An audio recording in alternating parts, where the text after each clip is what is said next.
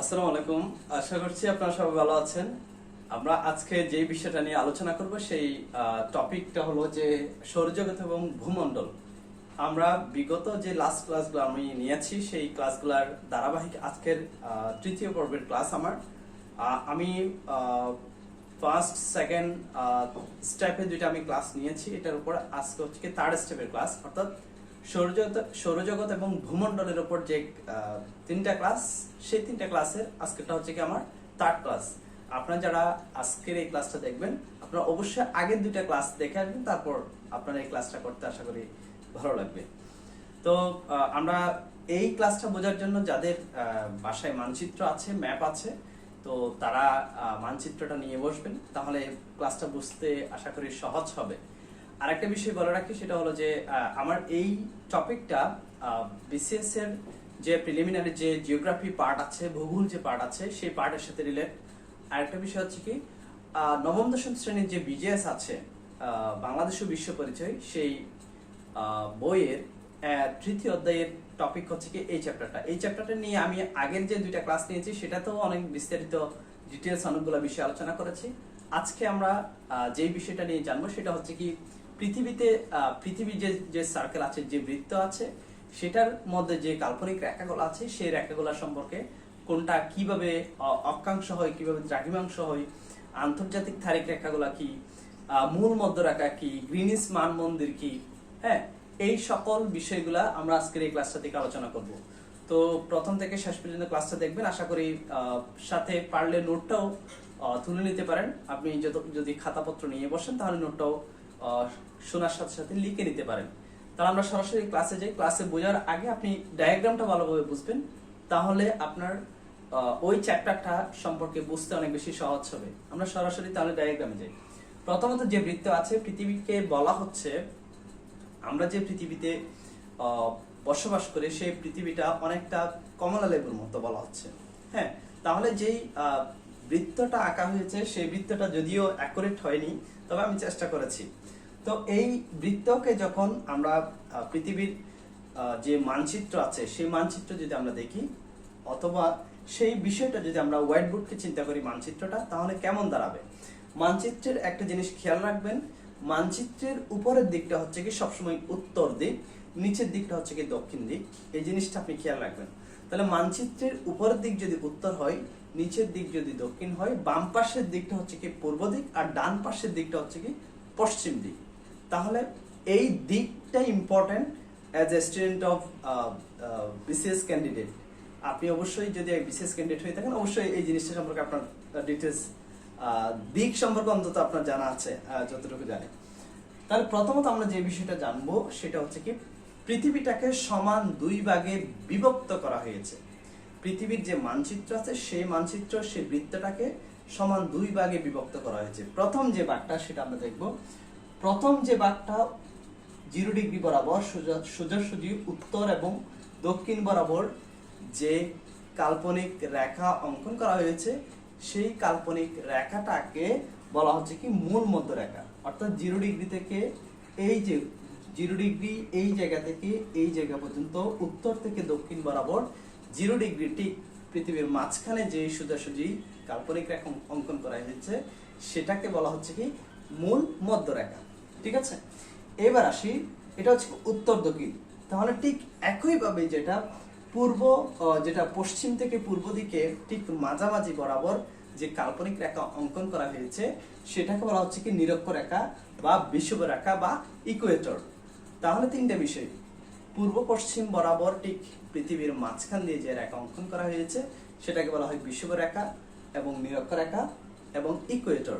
আমরা সবাই জানি ইকুয়েডর নামে একটা কি আছে, দেশ আছে।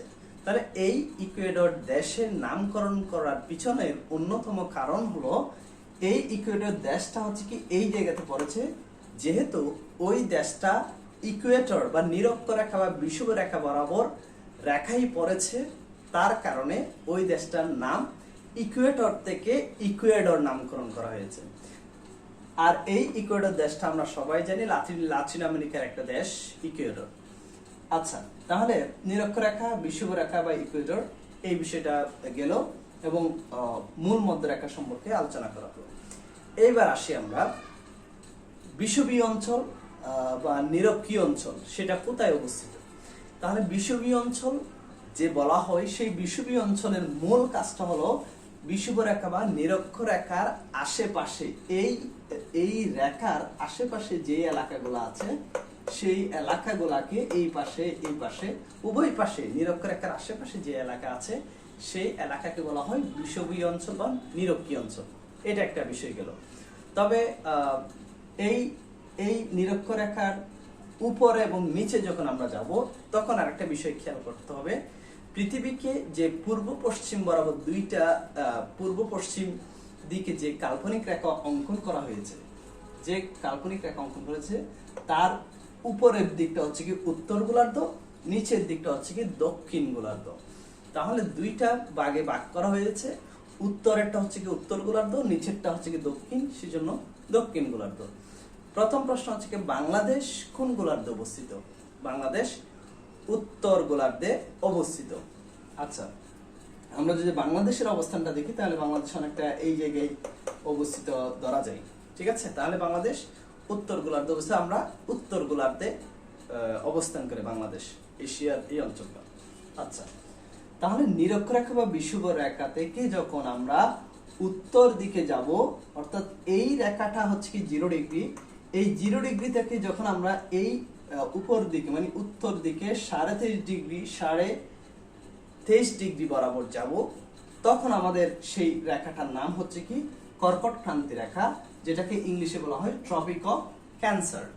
ঠিক আছে, তাহলে 0 ডিগ্রি থেকে যে বিষুবীয় রেখা থেকে উত্তর দিকে যে 23.5 ডিগ্রি 23 ডিগ্রি উত্তর যে অক্ষরেখা আছে সেটাকে বলা হচ্ছে কি কর্কট ক্রান্তি রেখা বা ইংলিশে বলা হয় ট্রপিক অফ ক্যান্সার। এটা গেল। ঠিক একই রকম যখন নিরক্ষরেখা বা বিষুব রেখা থেকে যখন নিচে আসবো, অর্থাৎ নিচে মানে হচ্ছে কি দক্ষিণ দিকে 23.5 ডিগ্রি 23 ডিগ্রি দক্ষিণ দিকে যখন আমরা আসব, তখন সেটা হবে কি মকর ক্রান্তি রেখা বা tropic of Capricorn, CAPRICORN, Capricorn. তাহলে একটা হচ্ছে কি কর্কট ক্রান্তি রেখা আর একটা হচ্ছে কি মকর ক্রান্তি রেখা। সহজ ভাষায় যদি বলি, 23.5 ডিগ্রি উত্তর অক্ষরেখাকে কর্কট ক্রান্তি রেখা বলে, 23.5 ডিগ্রি দক্ষিণ অক্ষরেখাকে মকর ক্রান্তি রেখা বলে। কর্কট ক্রান্তি রেখাকে ইংরেজিতে বলা হয় ট্রপিক অফ ক্যান্সার, মকর ক্রান্তি রেখাকে ইংরেজিতে বলা হয় ট্রপিক অফ ক্যাপ্রিকর্ন। তাহলে 23.5 ডিগ্রি উত্তর এবং দক্ষিণ এই যে কর্কট এবং মকর ক্রান্তি রেখা সম্পর্কে আশা করি ক্লিয়ার হয়েছে। এইবার আসি আমরা এই জায়গাতে আরো দুইটা বৃত্ত দেখা যাচ্ছে। এই যে আমি একটু সার্কেল আকারে দিয়েছি, যে নীল কালারের যে এলাকাটা, যখন এই এলাকা দেখব তখন কত ডিগ্রি পর্যন্ত এটা বিস্তৃত হয়েছে। এটা যেহেতু 0 ডিগ্রি, এই রেখাটা হচ্ছে কি 0 ডিগ্রি, তাহলে 0 ডিগ্রি থেকে যখন এতটুকু 23.5 ডিগ্রি গেল, তখন যদি আমরা আরো সামনে যাই এই জায়গাতে গিয়ে দাঁড়ালো কত 66.5 ডিগ্রি 66.5।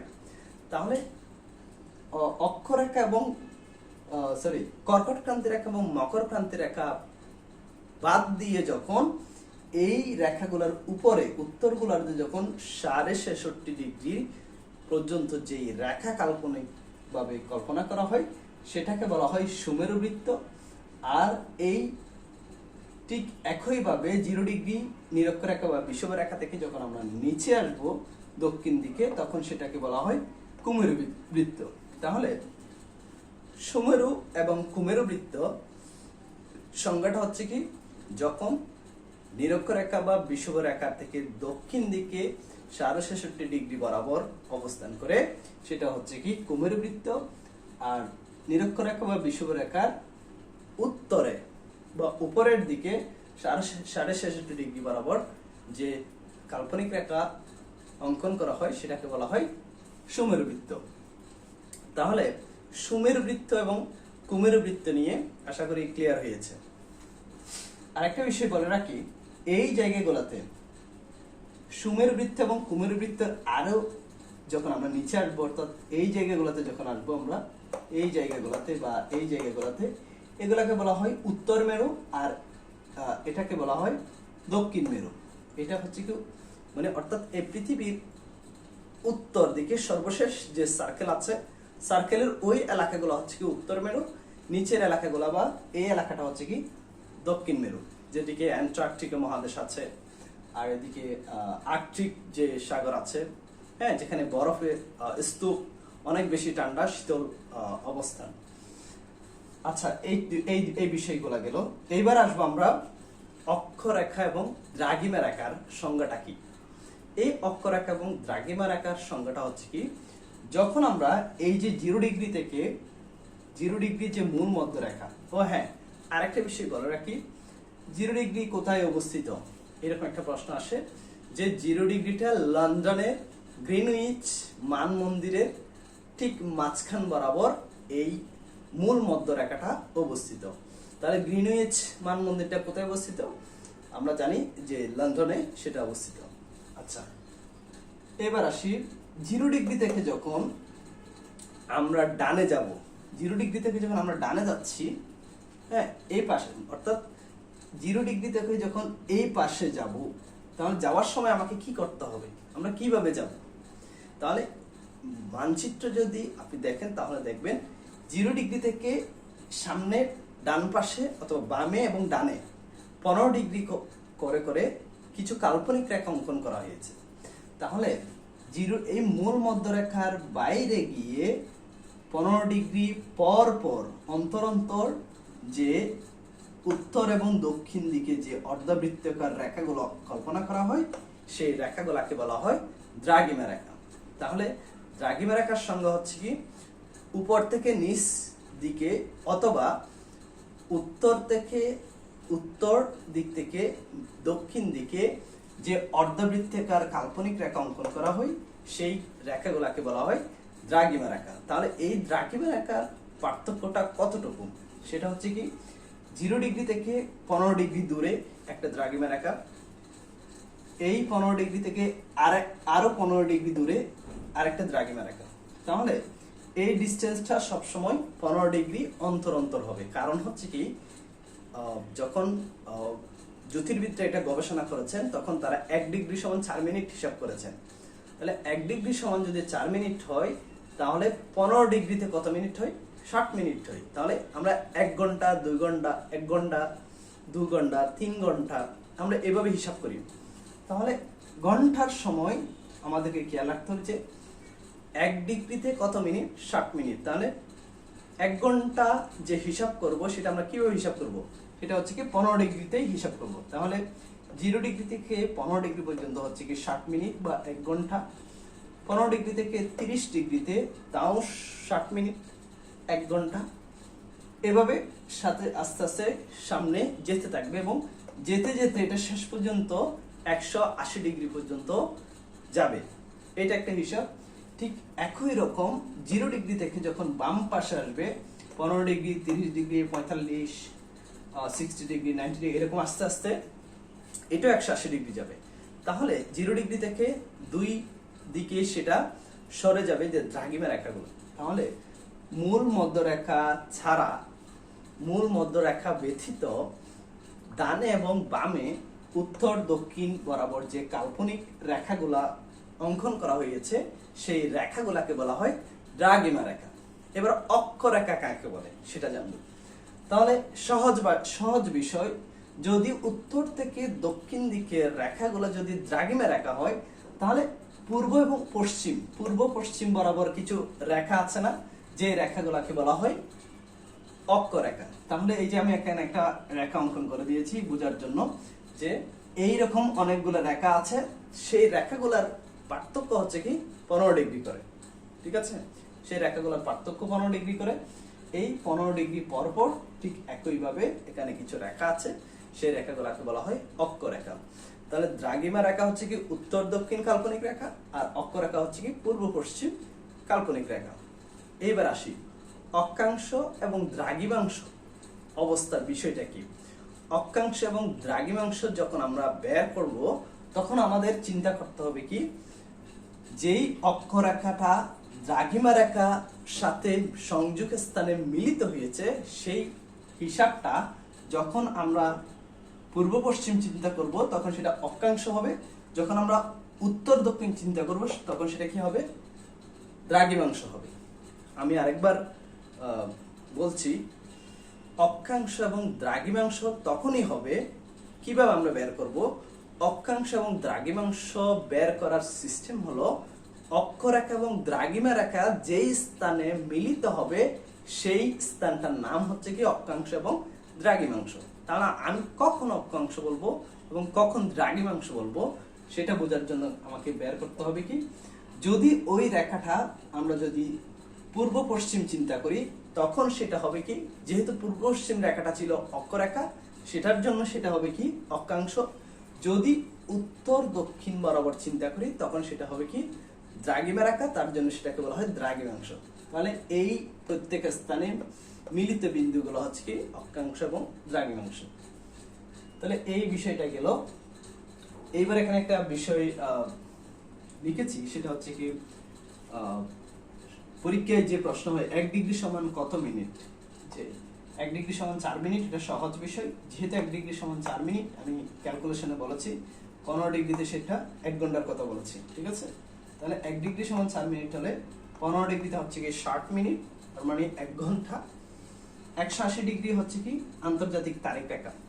তাহলে এরকম যে 0 ডিগ্রি থেকে যখন যেতে যেতে যখন 180 ডিগ্রি পর্যন্ত যাবে তখন সেই রেখাকে বলা হয় আন্তর্জাতিক তারিখ রেখা। এখন একটা প্রশ্ন আসে যে আন্তর্জাতিক তারিখ রেখা বাঁকা হয় কেন, এরকম একটা প্রশ্ন আসে। এই বাঁকা হওয়ার পিছনের অন্যতম কারণ হলো, যখন তারিখ রেখাটা অঙ্কন করে দেখলো যারা জ্যোতির্বিজ্ঞানী ছিলেন, যারা এই মানচিত্র নিয়ে গবেষণা করেছেন, লিখেছেন, পাঠ এবং পঠন লিখন এই কাজগুলো করেছেন, তখন তারা মানচিত্র আঁকার পর তারা আন্তর্জাতিক তারিখ রেখাটা সোজা দিয়ে দেখেছে। যখন এটাকে সরল রেখায় অঙ্কন করলো সোজাসুজি, তখন দেখা গেল কি রাশিয়া অনেক বিশাল ভূখণ্ড, সেই রাশিয়াতে নিচ থেকে যখন গেল সেটা রাশিয়ার মধ্যে অতিক্রম করলো। রাশিয়াতে অতিক্রম করে দেখা গেল কি এই সরল রেখাটার এই পাশে আছে রাশিয়া, এই পাশে আছে রাশিয়া। তাহলে দেখা গেল কি এই রাশিয়াতে আজকে যেই রেখাটা অঙ্কন করা হলো, ওই রেখাটা অঙ্কন করার কারণে একদিকে শনিবার আর একদিকে রবিবার হওয়ার কথা। তো যদি রেখাটা সরল রেখা হয় তখন দেখা গেল কি রাশিয়াতে একদিনেই দুইটা দিন কাউন্ট হিসাব করা হচ্ছে, অর্থাৎ রাশিয়াতেই শনিবার এবং রবিবার হচ্ছে রেখাটা সরল রেখা হওয়ার কারণে।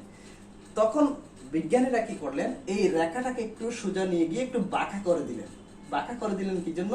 এটা সমুদ্র পথে নিয়ে গেলেন, অর্থাৎ যতটুকু যে রাশিয়ার সীমানা আছে ততটুকু পর্যন্ত এই রেখাটা রাখলেন।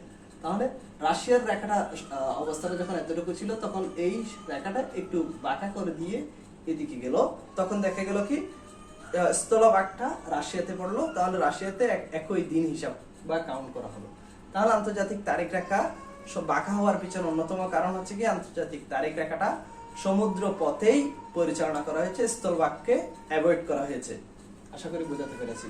তাহলে আন্তর্জাতিক তারিখ রেখার পর যে বিষয়টা খেয়াল রাখতে হবে সেটা হচ্ছে কি যে দিন রাত্রি সমান হয় কেন, যে দিন রাত্রি কখন সমান হয়। 21শে মার্চ এবং 23 সেপ্টেম্বর দিন রাত্রি সমান, সেটা আমরা কিভাবে মনে রাখবো? 21শে মার্চ প্রথম প্রশ্ন হচ্ছে কি দিন রাত্রি সমান হয় কোন কোন তারিখে। তাহলে সরাসরি মুখস্থ রাখবো 21শে মার্চ এবং 23 সেপ্টেম্বর। এই বিষয়টা আমাদের মনে থাকবে কিভাবে সেটা একটু খেয়াল করে দেখেন। জানুয়ারি, ফেব্রুয়ারি, মার্চ, তাহলে মাসের যখন আমরা যেহেতু ইংরেজি মাস 12 মাসে প্রথম দিকে যখন আমরা কাউন্ট করে আসবো তখন তৃতীয় মাসে গিয়ে দেখা গেল কি জানুয়ারি, ফেব্রুয়ারি, মার্চ, তৃতীয় মাসে গিয়ে ওই ডেটটা আছে। তাহলে 21শে মার্চ দিন রাত্রি সমান একটা বিষয় গেল। পরে দেখা গেল 23 সেপ্টেম্বর আবারও দিন রাত্রি সমান, ওই 2 দিন হচ্ছে কি দিন রাত্রি সমান হয়। তাহলে 23 সেপ্টেম্বরের পরে দেখেন অক্টোবর, নভেম্বর, ডিসেম্বর, ওইদিকেও 3 মাস আগে, এদিকে হচ্ছে কি 3 মাস পরের সময়। তাহলে 21শে মার্চ এদিকে তৃতীয়, ওইদিকে হচ্ছে কি 23 সেপ্টেম্বর 3 মাস আগে। তাহলে যদি এভাবে একটু মনে রাখতে পারেন তাহলে ব্যাপারটা সহজ হবে। তাহলে 21শে মার্চ ওইদিকে হচ্ছে কি 23শে সেপ্টেম্বর হচ্ছে কি দিন রাত্রি সমান, এটা গেল। এবার আসি সবচেয়ে বড় দিন এবং সবচেয়ে বড় রাত কখন কখন। তাহলে এখানে আমি উত্তরগুলার্ধ লিখে রেখেছি, কারণ এখানে একটু টেকনিক আছে, এই জিনিসটা একটু বুঝে রাখেন, কারণ একটা জিনিস বুঝলে অনেকগুলো প্রশ্নের অ্যান্সার দিতে পারবে। আমরা মূলত উত্তর গোলার্ধে বসবাস করি, তাহলে আমরা যেহেতু উত্তর গোলার্ধে বসবাস করি, পরীক্ষায় যদি প্রশ্ন হয় যে সবচেয়ে বড় রাত কোন দিন, অ্যান্সার হবে কি 22 ডিসেম্বর। তার মানে উত্তর গোলার্ধের সবচেয়ে বড় রাত হচ্ছে কি 22 ডিসেম্বর। কথাটা কিন্তু সেম। এই জায়গাতে একটু মনোযোগ দিয়ে বুঝবেন, কারণ এখানে অনেকগুলো প্রশ্ন হয় উত্তর গোলার্ধ দক্ষিণ গোলার্ধ, এগুলো কনফিউশন হয়ে যাবে। এই কনফিউশনটা দূর করার জন্য সহজ টেকনিকে একটু মনোযোগ দিয়ে শুনেন, তাহলে সবগুলো প্রশ্নের আশা করি অ্যান্সার দিতে পারবেন। দেখেন, প্রথমত আপনি খেয়াল রাখবেন সবচেয়ে বড় দিন বা সবচেয়ে বড় রাত, যেখানে একটা ধরেন সবচেয়ে বড় রাত আপনি চিন্তা করবেন। ধরেন আমি বাংলাদেশে বসবাস করি, মানে আমি আমার এলাকায় বা উত্তর গোলার্ধ, যেহেতু বাংলাদেশ উত্তর গোলার্ধে অবস্থিত, তাহলে আমাদের সবচেয়ে বড় রাত কোনটা? তাহলে আমাদের সবচেয়ে বড় রাত হচ্ছে কি 22 ডিসেম্বর। তাহলে যদি আপনি এই একটা জিনিস মনে রাখতে পারেন, তাহলে উত্তর গোলার্ধের সবচেয়ে বড় রাত 22 ডিসেম্বর, সবচেয়ে বড় দিন 21 জুন। এই দুইটা জিনিস যদি আপনি মনে রাখতেন, তো অনেকগুলো প্রশ্ন অ্যান্সার দিতে পারবেন। কিভাবে অ্যান্সার দিবেন? তাহলে সবচেয়ে বড় রাত হচ্ছে কি 22 ডিসেম্বর।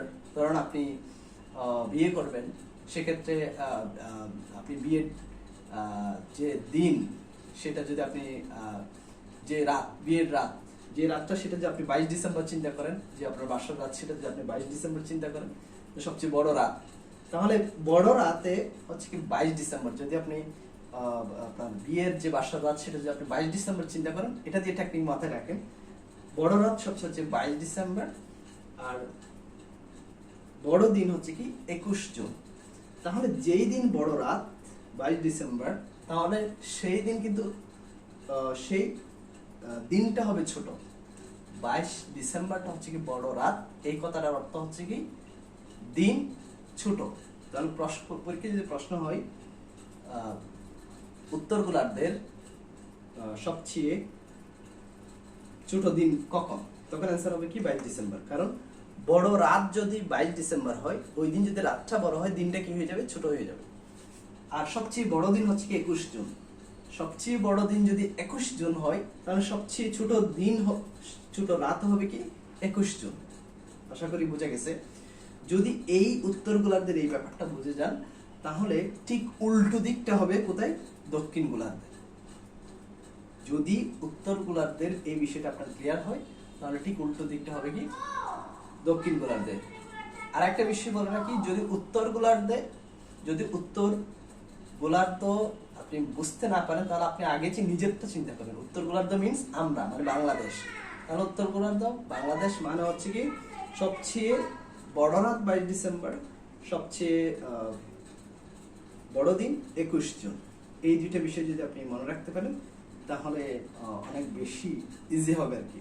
সবচেয়ে বড় রাত কথাটার অর্থ হচ্ছে কি সবচেয়ে ছোট দিন, সবচেয়ে বড় দিন কথাটার অর্থ হচ্ছে কি সবচেয়ে ছোট রাত।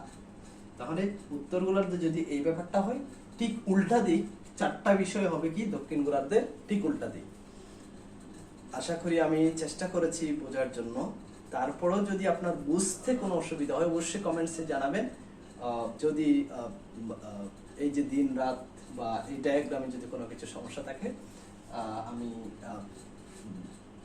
বোঝানোর চেষ্টা করেছি, সহজ করে বোঝানোর চেষ্টা করেছি। অনেকে যারা সায়েন্সের স্টুডেন্ট আছেন, আপনারা অনেকে আর্টসের স্টুডেন্ট আছেন, অনেকে কমার্সের স্টুডেন্ট আছেন, এই বিষয়টা অনেকের কাছে একটু জটিল লাগে। যারা আপনারা বুঝেন তাদের জন্য তো ভালো, যারা বুঝেন না, যাদের কাছে বুঝতে একটু অসুবিধা হয়, তাদের উদ্দেশ্যে, আমার যারা অডিয়েন্স আছে তাদের উদ্দেশ্যে এই ক্লাসটা আমি ডায়াগ্রামটা সাজিয়েছি।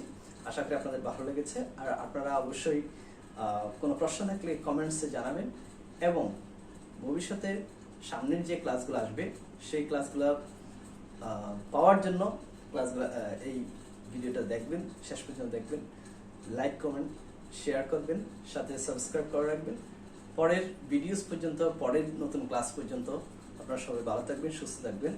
সে পর্যন্ত আপনাদের শুভকামনা থাকলো। আল্লাহ হাফেজ, আসসালামু আলাইকুম।